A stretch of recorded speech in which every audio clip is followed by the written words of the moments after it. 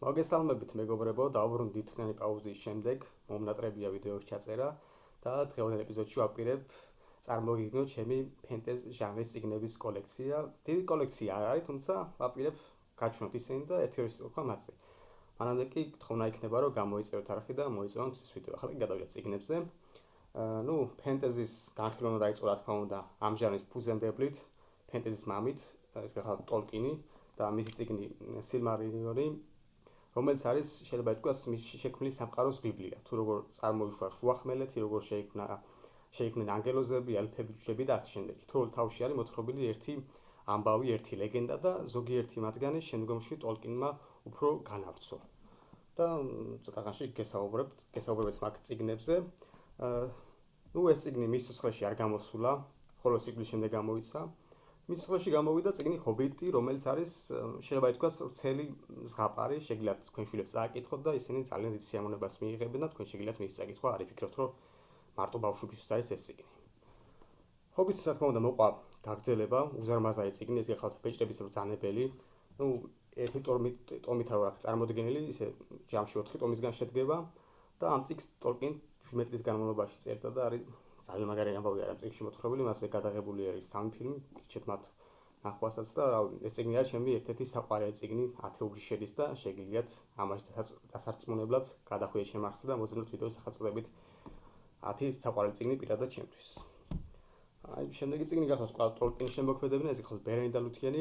ბერენი და ლუთიენზე ლუთიენის ამბავი მოთხრობილი არის სილმარილიონში და მე ცალკე წიგნად გამოიცა. ოდ გამოსცა არა ტოლკინმა, არამედ მისმა შვილმა კრისტოფერ ტოლკინმა. ტოლკინის ბევრი წიგნი მის სიკვდილის შემდეგ გამოიცა. და ამ წიგნში არ ვფიქრობ, რომ ერთი ამბავი არის თლიან წიგნში მოთხრობილი. ტოლკინი მთელი სიცოცხლის განმავლობაში მუშაობდა სხვადასხვა თემაზე, სხვადასხვა ამბავზე და ამ წიგნში მოთხრობილი არის ბერენი და ლუთიენზე დაწერილი ყველა ისტორია. ზოგიერთი არის მაგალითად რომანის სახით, ზოგიერთი არის მოთხრობის, ლექსების, პოემის და ასე შემდეგ და არაჩვეულებრივი ილუსტრაციები არის წიგნში წარმოდგენილი. გაჩვენებთ ერთ-ერთ მათგანს მაინც.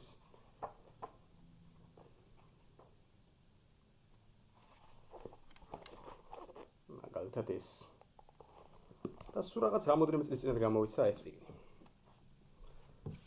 2022 წელს კი გამოიცა ეს არის უკანასკნელი წიგნი, რომელიც ტოლკინის შემოქმედებიდან გამოიცა, ეს გახლავთ ნუმერონიზაცია, ამასაც არაჩვეულებრივი ილუსტრაციები აქვს და აქ არის მოთხრობილი მეორე ეპოქის ამბები, საურონმა რო დაამზადა ძალაუფლების ბეჭედი, მერე რო დაამარცხეს იგი და ხელში ჩაიგდო ეს ბეჭედი ისილდურმა, მერე რო მოკლეს და ბეჭედი აღმოსა მდინარეში, იპოვა გოლუმის შემდეგ იპოვა ბილბო აბგელმა და ეს ყველაფერი გარადეს შემდგომში უკვე ბეჭდების ბრძანებელში. ტოლკინის შემოქმედება ამით ამოვწურე და შემდეგი წიგნი გახლავთ უკვე ქართველი ავტორის გიორგი ხარაიშვილის რომანი ბნელია გზა, რომელიც შემდის ტოლკინის შემოქმედების შემდეგ ნომერ პირველი ფენტეზი არის. ყველაფერი ძალიან გასაგები, გამოვონილი სამყაროში არის გადატანილი აქაც ჩვენი შუა საუკუნეების ამბები, რელიგიებს შორის დაპირისპირება, ინტრიგები, ინკვიზიცია, სამეფო კარის თამაშები და ასე შემდეგ და ძალიან მაგარი წიგნი არის, ძალიან დიდხანს შემიძლია ამ წიგნზე ვისაუბრო, ბევრი დასამახსოვრებელი მომენტი არის და უახლოეს მომავალში გამოიცემა მეორე ნაწილი და ველოდები, იმიტომ რომ პირველი წიგნი ისე დასრულა, რომ ბევრი პასუხგაუცემელი კითხვა დაგვიტყვა ავტორმა. ასე რომ გირჩევით ამ წიგნის შეძენას და დაკითხვას. შემდეგი გახლავთ უკვე ბრენდონ სანდერსონის დისკვლილი. ამ წიგნს თუ არ ვწდები კიდევ 2-3 გაგრძელება აქვს და მე მხოლოდ ეს მოხდა კითხული და ამ წიგნის საინტერესო ამბავი მაქვს. ბავშვი ვიყავი, ეს წიგნი რო ვიყიდე, ბავშვობაში ყიდულობდი ხოლმე, ერთგვარ ფარდული იყო, შეიძლება ითქვას, წიგნების ფარდულში და ეს გამყიდველი ბიჭი მცნობდა ხოლმე და ხშირად მირჩნდა ხოლმე ეს წიგნი იყიდე და ფასას ხშირად მიკლებდა და სხვა წიგნის საკუთრ ვიყავი მისული და ეს წიგნის მირჩია და 22 ლარის ნაცვლად 11 ლარით მომყიდა. ფაქტობრივად აჩუქარი იყო 11 ლარით ამ ხელა წიგნი და ცდილობა მქონდა ეს წიგნი წამიკითხა, მაგრამ გული ვერ დაუვდა და რამოდენიმე წლის წინ შევწირდი მხოლოდ მის წაკითხვა, ძალიან მომეწონა, თუმცა ბევრი რაღაცა მაინც გაურკვეველი იყო. არის ფენტეზები, რომელიც ძალიან ადვილად იკითხება, მაგალითად ბეჭდების ბრძანებელი და არის დაახლოებით ერთი წიგნები, რომელშიც რაღაცებს ვერ გებულობ. და კარგად არ არის ახსნილი და ფანტაზია არ პირადად მე არ ყოველთვის ფანტაზია რომ ეს ყველაფერი წარმოვიდგინო. მაგრამ საბოლოო ჯამში კარგი წიგნი არის და რავი, თუ ორის მე ვიყიდე ამის გაგრძელებები, მომიწევს ეს წიგნი ხელხად წავიკითხო, იმიტომ რომ ბევრი აღარაფერი აღარ მახსოვს. შემდეგი ფენტეზი გახლავთ ბრენდ უიქსის შავი პრიზმა.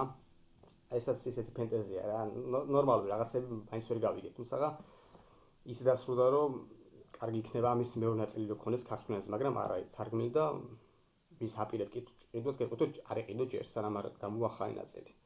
იმიტომ რომ არ მომწონს ის ფაქტი რომ ფენტეზის თარგმნას იწყებენ ქართულ ენაზე და მე შუა გზაში ტოვებენ. გამოცემები თავს იმით იმართლებენ ხოლმე რომ აი თავის დროზე ავტორის რაღაც ამოდრემე წლიანი პაუზის შემდეგ გამოსცემდა ახალ წიგნსო და წარსულზე ატომელი ლაპარაკებით, როცა ჩვენ საუბრობთ ახლანდელზე, როცა ყველა ტომი არის გამოსული და თარგმნას წინ აღარაფერი არ დგას და წელიწადში ერთხელ მინიმუმ შეიძლება გამოვიდეს ახალი ნაწილი, ასე რომ მე გეტყვით რომ ეს წიგნი არ ეყიდო თუ ფენტეზის ყიდვას აპირებთ, იმიტომ რომ არ არის შემდეგი ნაწილები ქართულ ენაზე გამოსული და ხალხშრალი დარჩებით. ნუ შემდეგი გახლავთ სტივენ კინგის ბნელი კოშკის სერია, 7 ნაწილიდან შედგება ეს წიგნი და მხოლოდ პირველს წარმოგიდგენთ, იმიტომ რომ ამ წიგნებზე ნასაუბრები მაქვს ჩემ ვიდეოში სტივენ კინგის კოლექცია, შეგიძლიათ ნახოთ იგი. და ნუ არც ამ სერიის დიდი მოყვარული ვარ, თუმცა საბოლოო ჯამში 7 ტომი ერთ დაახლოებით 13-ის გვერდია და 13-ის გვერდს წაიკითხავ, რა თქმა უნდა, ხანდახან სრული გაგიჩნდება რომ დავბრუნდე ამ სამყაროში იგივე პერსონაჟებთან და ასე შემდეგ და ნორმალური ფენტეზია, თუმცა რაღაცა გადასარავი და ეპიკური არ არის. შემდეგი წიგნი გახლავთ თილისმა, სტივენ კინგისა და პიტერ სტრაუბის ერთობლივი ნაწარმოები. ამ წიგნს მოყვარა გრძელება შავი სახლი და სწორედ წინ გავხსნა ინფორმაცია, რომ კინგი აპირებს მესამე ნაწილზე იმუშაოს. თვითონ პიტერ სტრაუბი რამოდენიმე წლის წინ გარდაიცვალა, თუმცა სიკვდილის წინ დატოვა მან რაღაც ჩანახატები და კინგმა აღნიშნა, რომ ამ ჩანახატებისა და იდეების დახმარებით აპირებს მესამე ნაწილზე მუშაობას.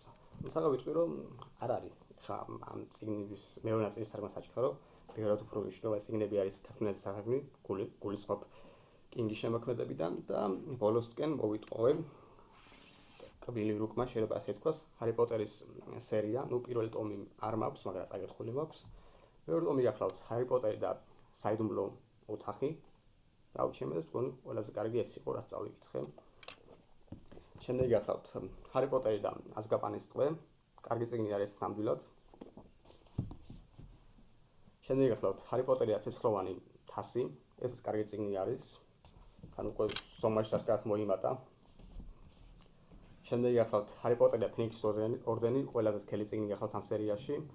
კარგი წიგნი არის ესაც და ახლა ვკითხულობ მეექვსე ნაწილს ჰარი პოტერსა და ნახევარ-პრინცს და მეშვიდე ნაწილი ჯერჯერობით არ მაქვს და მასაც აუცილებლად ვიყიდი ამ საკითხში და დავასრულებ ამ სერიას. ყველა წიგნი წავიკითხე წელს. აი რაღაც ბოლოს დაახლოებით 3-4 თვე რაც ვკითხულობ და ვიტყვი რომ ბავშვობაში არასდროს ყოფილი ჰარი პოტერით დაინტერესებული, მხოლოდ პირველი ნაწილი მქონდა ფილმი ნანახი და მეტი ფილმი არ მქონდა ნახი, წიგნები არ მქონდა წაკითხული და ეხლა რა ვიცი გამიშდა სრული და ძალიან კარგად იკითხება ნამდვილად.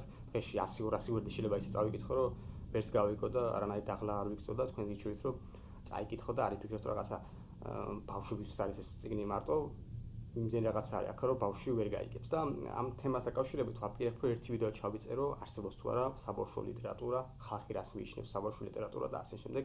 მგონი საინტერესო ვიდეო იქნება.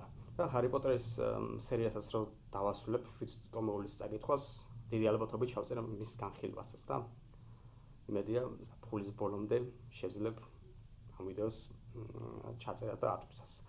დღეს კი ამით დაგამშვიდობებით, დაწერეთ თქვენი საყვარელი ფენტეზი წიგნები და ვეცდები რომ მალე დაგიბრუნდეთ. სრულ სამ შეგიძლიათ გამოიწეროთ ჩემი არხი, მოეწონოთ ეს ვიდეო და შევხვდებით უახლოეს მომავალში. კარგად ბრძანებოდეთ.